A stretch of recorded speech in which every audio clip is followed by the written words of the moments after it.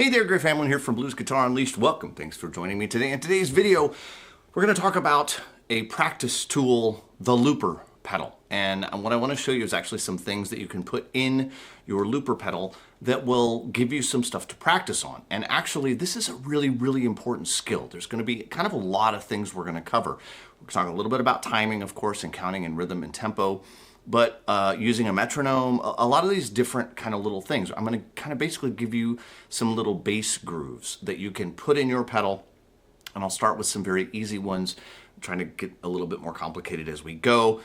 I don't usually edit this kind of, this is kind of free flowing for me. I always do these kind of off the cuff. And so I think there's going to be a lot of really important, useful stuff in here. I don't know exactly what's going to come out, but let's just kind of start with it. Let's say that I want to do a blues in G. Okay, so I want to practice soloing, or I want to practice my chords, either one, right? I want to practice rhythm. I've got to get something in my looper that is going to keep time for me. Now, here's the tricky part about this. I assume you have a cell phone, and on that cell phone, you have a metronome app. If you do not have a metronome app, that's okay. You can get a metronome, or you can go on Google and type like metronome 60 BPM, and it'll literally just start beeping. At least it did last time I tried. So the metronome is a very important thing, and here's why. I'm going to try and demonstrate this to the best of my ability. I'm going to clear out my looper, right? And I'm going to pick just a really simple little groove, okay? My simple little groove. Okay, this is a very common sort of simple quarter note bass line around a G, right? I'm thinking a G7 chord. I'm going to play the G, which is the root, the B, the third, the D is the fifth, and the E is the sixth. Root, third, fifth, sixth. Again, common blues kind of bass idea. And I'm going to play it on quarter notes. 1, 2, 3, 4, 1, 2, 3, 4, 1. 2, 3, and I'm going to do it 4 times because a 12-bar blues, I play it 4 times, and then I go to the 4 chord, which is going to be a C. 1, 2, 3, 4. Notice it's the same hand position, but I'm playing C, E, G, A. Root, third, fifth, sixth. Again, simple pattern. I'll do that twice, back to the G. Twice. Then the 5. So I'm going to do the D, D, F sharp, A, B. Root, third, fifth, sixth. Again, same fingering pattern, just different frets. C, G. Now I could either do the G twice, or I could go back to the 5 on the last bar, which I tend to do. And then I'm going to go back, and then I'm going to stop my looper. Okay, so the trick here, in order to have something loop consistently, is I've got to stop and start on exactly the same beat. Right? And it's got to be at the same tempo. That's where a metronome is going to come in handy. And again, we'll talk about the metronome here in a minute. But I have to keep it consistent. Let me try to show you what happens. All right, I'm going to clear out my looper. It's empty. It's blank. I'm going to start it. 1, 2, 3, here. 1, 2, 3, 4. And in my mind, I'm ticking away. But here's what usually happens. People start to speed up. And so things start to get a little bit faster here as you get impatient. And now it's a little faster still. And I'm exaggerating for effect, but by now I'm playing considerably faster than I started. And right at the end, right? So now you hear it's going nice and slow. So I practice my groove, and then it comes.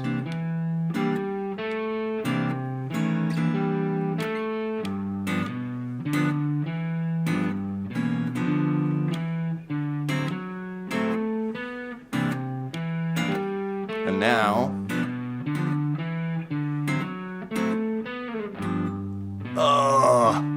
it feels like falling off the escalator. It feels like those moving sidewalks at the airport. And you get to the other end, it's like, poof, you got to stop, right? So be very, very, very careful. How do we combat that? the metronome. We play to the metronome. Now here's the thing. If you can't follow a metronome, then it's not going to do you any good.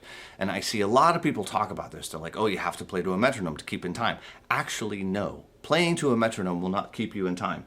And if I set my metronome's going, right? So if it's going, but I'm not following it, then it doesn't matter.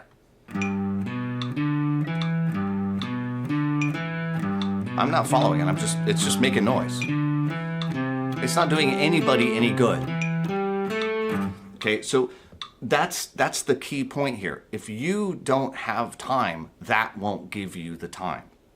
You have to be able, 1, 2, 3, 4, 1. You have to be able to count it out and then match that up to the clicks.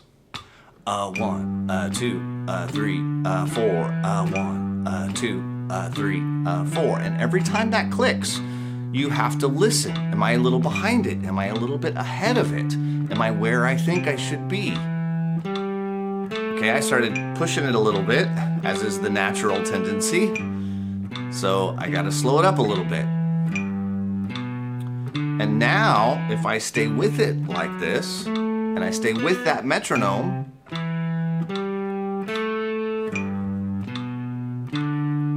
and I were to put that into the looper,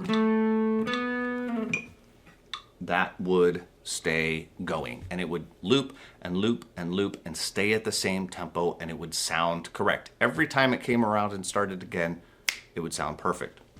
I'll show you. I'll clear it out. Okay. And what we're going to do is I'm going to count 1, 2, 3, 4, and then I'm going to step on it right on the downbeat, and you're going to hear me step on it again right on the downbeat at the end.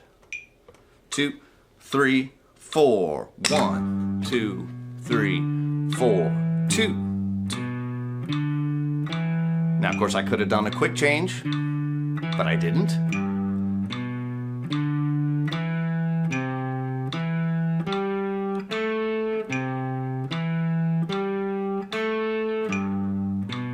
I'm just going to keep playing through. Here comes my 5 chord, 4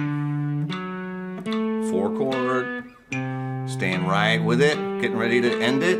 1. Here's the 5. 1. Notice it's going to stay right with the tempo because I played it right to that tempo. So even as it continues, it's playing at that exact same tempo. Okay, that is the single most important thing, particularly if you're playing something like an entire 12-bar phrase. If you're playing an entire 12-bar chord progression into your looper and you're 10 clicks or 15 clicks faster at the end than you were when you started, you're going to have a really hard time playing with it. It's going to be very uncomfortable. Every time it loops around, you're going to feel that hiccup, and that's not a fun way to do it. So playing along with the metronome when you're doing longer phrases. Now, if you're just doing 1 bar or 2 bars, no, you don't have to play it to that. It's probably not going to matter. You're going to be able to keep time for 2 bars. But if you're doing a full 8 or 12 bars, in all likelihood, you're probably going to have to play right along with that, okay? So let's try something a little bit more interesting. Let's say that you can do that simple little thing, right? We can make that just a little bit more interesting by having it come down. Sorry, I got it here.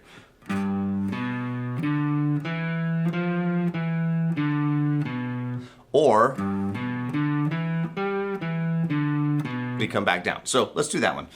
So we have the root, the 3rd, the 5th, the 6th. So we'll do the first bar the way we always do. The second bar will go up to the upper root and come down to the 6th and the 5th and the 3rd.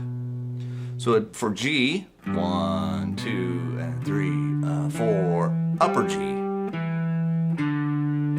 lower G again, upper G. Then we'll go to the C, upper C, back to the G, upper G. Now the D is only 1, so we won't get to finish it, but we could finish out the C and down to the G and the D to end it. Okay, so that's, if you want a little bit more interest, you can do that. If you want a little bit more interest still, some people like to do what I call bouncing eights. Again, it's the same bass pattern, but it's that double. You hit 1, 2, 3, 4, 1, 2. You can do it on any version. 1, 2, 3, 4, 1, 2, 3, 4, 1, 2, 3, 4. That's another great pattern. And if I use that pattern, let's put that pattern into the looper. I'm going to pick up the pace just a little bit. Let's say that was 75. I'm going to do it at about 90. 2, 3, 4.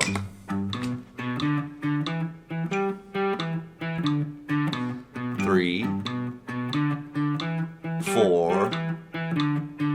The 4 chord.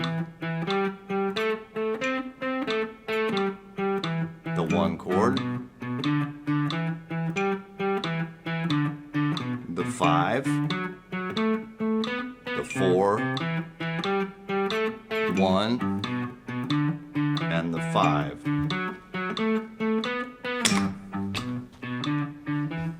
And then I can practice whatever it is I want to practice. Maybe I'm soloing.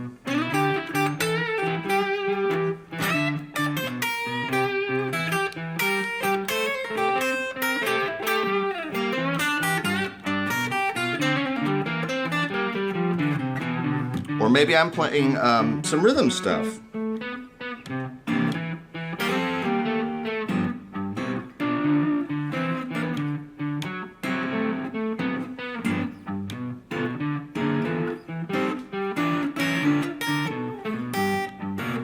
Or some double stops.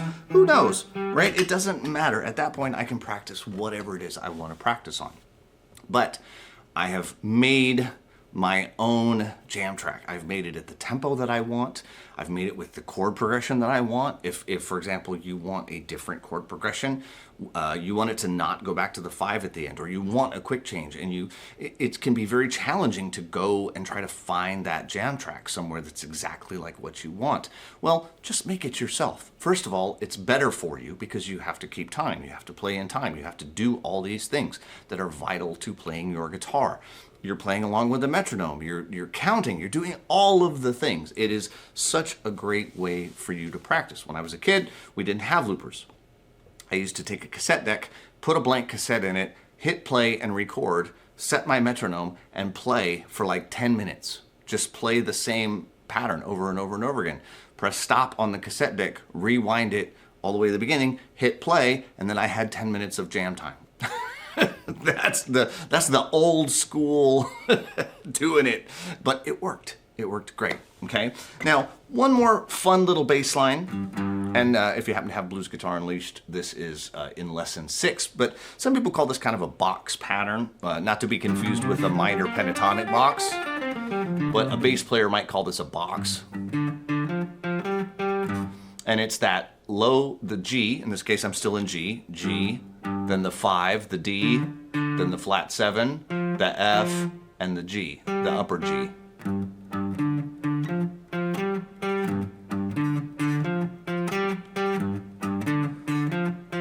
And again, that's another great pattern. I can take it to the C and the D. Right? It works great. You can play that as much as you want. I've actually shown, I've used that same pattern to talk about picking.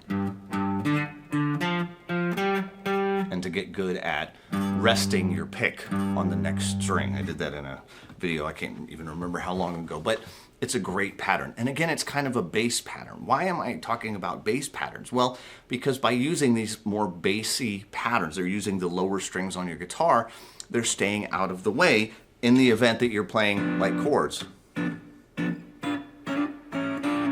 They don't mix together. If you're always playing, if your jam tracks are right, they're big chords like that, sometimes what you're trying to practice gets mixed up with the rhythm that's going on. We want to keep something nice and sparse but something that you can still hear the chord changes and something that you can still work with, but that will stay out of the way, and the bass stays out of the way. So that's why that works so well. Okay, so that's going to wrap it up for me today. As always, if you have guitar playing friends that you think would dig this video, I hope you'll share it with them. It's a really, really valuable skill. All of my students, this is something that they do. We sit down and I will, of course, play for them at times, but a lot of times I make them play into the looper because it's really an important thing to be able to do. Not only should you be able to do it in the event you want to play in a band or pick up a bass, right? And not only is it useful for that, it's good for your time, good for your counting, good for all of those things that just make us good musicians and good guitar players, okay? So as always, please share this video with guitar playing friends. I'm Griff Hamlin from Blues Guitar Unleashed. I will leave links near this video for free things I have, courses I have, et cetera, et cetera, et cetera. Hope you'll check those out, and I'll talk to you real soon. Take care. Bye-bye.